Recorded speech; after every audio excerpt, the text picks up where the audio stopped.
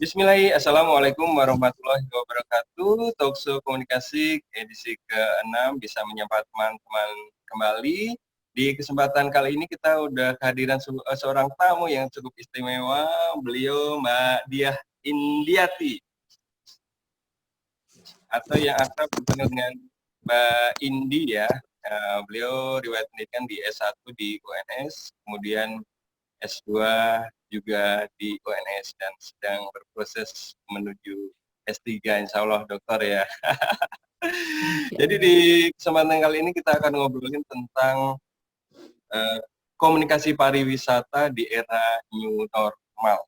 Nah, langsung aja kita tanya ke beliau, kira-kira saat ini komunikasi atau pariwisata dalam perspektif komunikasi bagaimana Mbak ini melihatnya?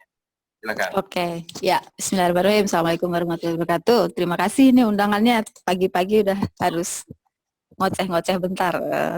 Oke, saya panggil Mas Ion ya.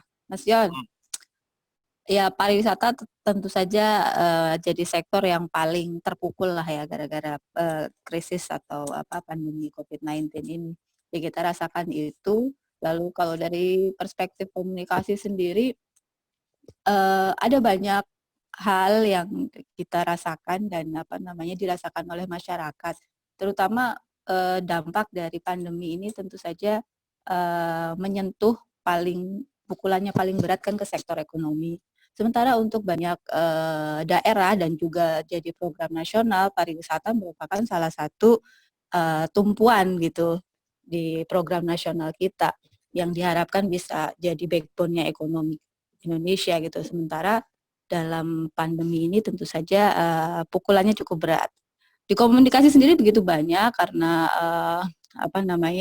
kita punya tantangan dan masalah tentang komunikasi publik pemerintah yang masih punya masalah, lalu kita punya masalah dengan misinformasi dan disinformasi, lalu kita punya masalah dengan media trust juga. Jadi begitu banyak ya dari yang akhirnya mengerucut pada persepsi global gitu. Aman nggak sih kalau berperjalanan ke satu negara? Dan ini juga nggak dialami Indonesia saja, tapi juga banyak negara yang akhirnya mulai restricted gitu untuk memilih atau untuk memprioritaskan perjalanan gitu ya.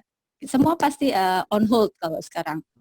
Kalau kita lihat dari sisi, ya gimana? Tapi apakah sekarang itu tetap memungkinkan gitu pariwisata itu dijalankan dalam kondisi new normal sekarang ini?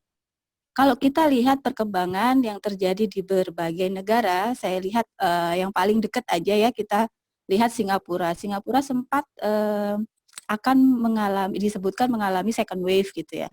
Tapi sudah begitu cepat gitu recovery-nya. China juga sempat disebutkan mengalami second wave, tapi informasinya terakhir dia bilang mereka sudah handle itu. Artinya mereka siap untuk melangkah ke atau move on ke tahap berikutnya gitu. Kalau kita lihat Jerman, Jepang yang kemarin kita sempat membaca bahwa mereka mengalami krisis yang paling buruk gitu ya.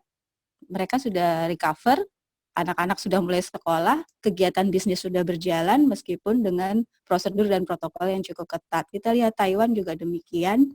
Lalu Jerman juga sudah mulai bergerak gitu.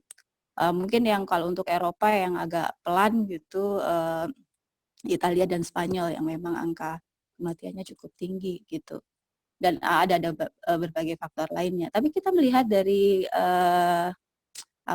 perkembangan global itu menjadi sebuah peluang. Ketika masyarakat internasional sudah bergerak, artinya ekonomi mereka akan bergerak juga dan pilihan untuk melakukan perjalanan baik untuk bisnis ataupun pariwisata punya peluang. Nah, saya merasa kita juga harus menangkap itu dengan baik, dengan meresponnya juga dengan hati-hati gitu ya. Kita nggak bisa serampangan. Kita sempat disebut oleh Australia sebagai hotspot. Nah, kita ada yang protes, kenapa kok Indonesia disebut hotspot? Nah, kita harusnya melihat itu untuk mawas diri gitu ya. Awareness yang lebih baik, kenapa negara tetangga kita yang angka kunjungan wisatawannya sangat paling tinggi kalau disebut dari Bali ke Bali gitu ya. Australia cukup sangat tinggi sekali.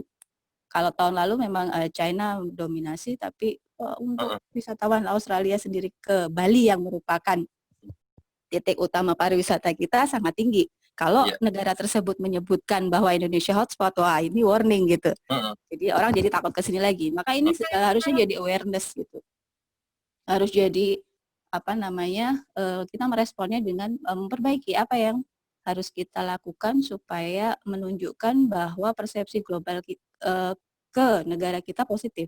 Nah itu baru bisa ambil peluang untuk menggerakkan ekonomi, pariwisata kembali. Tapi pariwisata kita nggak hanya sebut dari sisi global ya, kita tidak hanya melihat peluang itu dari masyarakat wisatawan asing, tapi juga domestik. Domestik juga punya peluang. Kita sudah melihat ketika ekonomi sudah bergerak dan masyarakat sudah berada pada titik kejenuhan yang sangat tinggi. Kita lihat kemarin waktu habis Lebaran aja beberapa titik tempat wisata langsung dibanjiri orang gitu ya, tourism bubble di mana-mana gitu. Nah kita juga harus waspadai ini ketika kita tidak bisa merespon ini dengan baik dengan protokol dan standar kesehatan yang memadai, maka ya tentu saja hal yang buruk yang akan dituai di kemudian hari gitu ya. Strateginya apa kira-kira? Strategi yang efektif bagi pemerintah atau di pelaku wisata gitu. Biar tetap bisa berjalan, tapi protokol kesehatan juga jalan. Oke, kalau kemarin kan kita sempat mengenal istilah pentahelix di tourism itu, yang melibatkan ada government, akademisi, community gitu, lalu korporasi atau pemain pelaku bisnisnya dan media. Nah, kita perlu tambahkan satu di situ, institusi kesehatan. Bagaimana institusi kesehatan itu masuk dalam setiap kebijakan dan langkah outreach yang dilakukan oleh dari 5 sektor ini. Artinya gimana? Kalau kita berharap ada orang datang misal ke Lombok aja nih, Lombok merupakan salah satu destinasi juga. Satu dari 10 top destination yang sedang dikembangkan oleh pemerintah. Kalau kita begini terus ya tentu saja pukulannya makin berat gitu. Dan tidak hanya pada sektor pariwisata saja, tapi apa namanya sektor ikutannya turunannya juga akan terpengaruh. Apa namanya tadi sampai kita mengenal pentahelix ya, memasukkan unsur institusi kesehatan di situ untuk bisa mengaplikasikan standar dan protokol di setiap langkah dan kebijakan dan outreach yang dilakukan oleh setiap elemen ini gitu.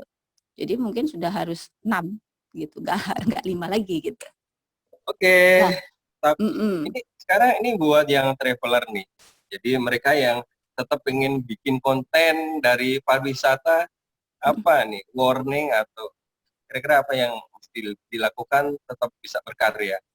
Oke, kalau untuk konten kreator karena mereka merupakan salah satu apa namanya pemegang peran promosi paling tinggi, jadi semua destinasi wisata baru itu dikembangkan oleh para konten kreator karena mereka menjadi apa namanya mengamplifikasi setiap spot-spot baru gitu ya dengan konten-konten mereka yang menarik. Nah untuk mereka tentu saja yang perlu ditambahkan selain apa namanya menunjukkan keindahan. Kalau saya bilang kalau pemerintah mau mengembangkan model-model pariwisata virtual tentu saja itu sangat kecil peluangnya karena tourism is about experience gitu ya. Kalau kita virtual kan gitu kayaknya lucu gitu kita seakan-akan dibohongi oleh apa namanya diri kita sendiri. Nonton video tapi merasa sudah ada di Swiss misalnya, it's impossible. Atau kita nonton video sudah merasa mancing di Rinjani, di kaldera Rinjani. Tentu saja itu hal yang seakan-akan menipu diri sendiri. Maka kita tidak akan mengarahkan ke virtual tourism, tapi mengarahkan pada promosi pariwisata yang menunjukkan tidak hanya menunjukkan keindahan, tapi memastikan proteksi kesehatan dan protokol kesehatan yang bisa diadopsi dengan mudah oleh para calon wisatawan yang akan datang ke suatu destinasi pariwisata, gitu kira-kira. Menambahkan Mungkin itu. Yang terakhir nih kreativitas digital apa yang bisa dilakukan baik pemerintah maupun traveler nih? Oh oke.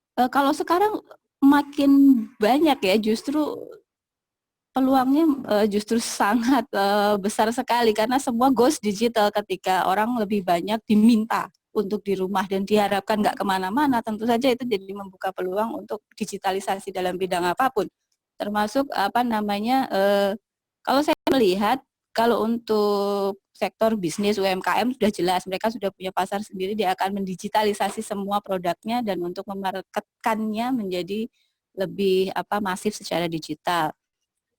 Hanya saja untuk experience yang saya sebutkan dalam tourism itu agak sulit untuk digitalisasi, selain promosi saja ya.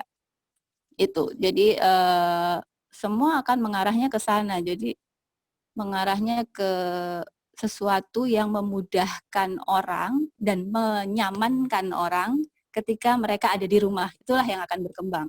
Gitu. Baik, untuk sementara mungkin itu dulu kali ya. Oke, terima kasih Terima bincang kasih paginya. atas pencerahannya. Ini informasi yang sangat baik sekali buat pemerintah maupun para traveler yang tetap bisa jalan-jalan, Iya, tetap sehat, tapi pariwisata tetap berkembang, ekonomi tetap berjalan. Terima kasih betul. sebelumnya Ya, Mbak Indi. terima kasih Mas Untuk Yon. sementara itu dulu. Assalamualaikum Baik. warahmatullahi wabarakatuh. Salam. Waalaikumsalam.